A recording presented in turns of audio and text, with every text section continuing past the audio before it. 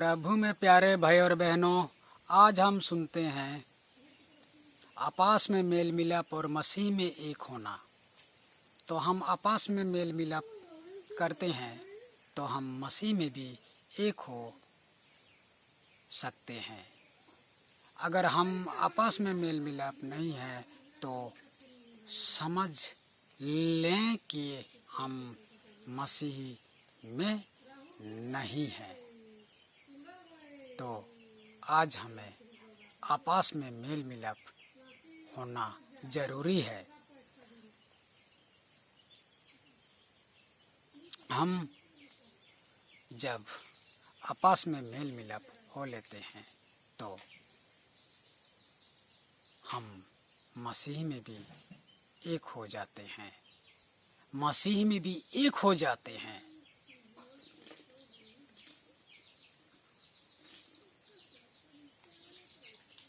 जिस प्रकार हम पौलुस प्रेरित की चिट्ठी इफिसियों में पाते हैं, उसके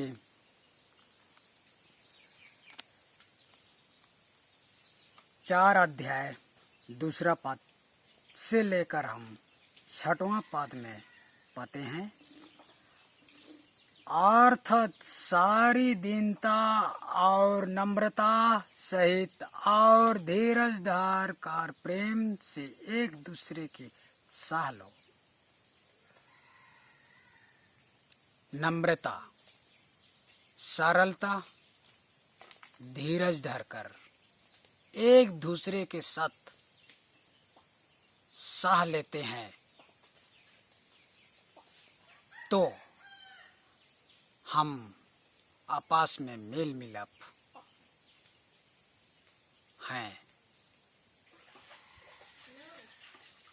इसके अलावा हमारे बीच में, हमारे अड़ोस पड़ोस या भाईचारे के बीच में, भाईचारे के बीच में किसी प्रकार की बैरता, शत्रुता कहते हैं, ईर्ष्या आपस में नहीं है तो हमारे लिए अच्छा है। और हम आपस में मेल मिलाप हैं, ये हम जानने को पाते हैं और हम समझ भी लेते हैं कि हम मेल मिलाप है आपस में। अगर हम आपस में मेल मिलाप नहीं है और इसके अलावा हम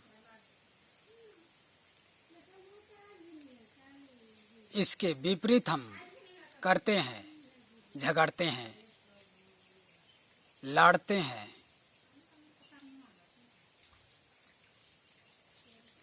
ईर्ष्या नजर से देखते हैं तो हमारे बीच में मेल मिलाप नहीं है और हम मसीही में भी एक नहीं हो पाएंगे। तो इस कारण हमें आज मेल मिलाप हमारे बीच में जरूरी है। इसलिए प्रभु में प्यारे भाई और बहनों, हमको मेल मिलाप होना उचित है ताकि हम मसीह में एक हो जाएं।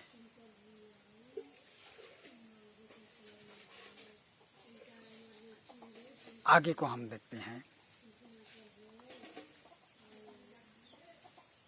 3 पद को। और मेल के बंधन में आत्मा की एकता रखने का यत्न करो। पौलुस प्रेरित कहता है और मेल की बंधन में आत्मा का एकता जो है, आत्मा की एकता जो है, उससे हमें यत्न से रखना होगा। यह अर्थात उससे हमें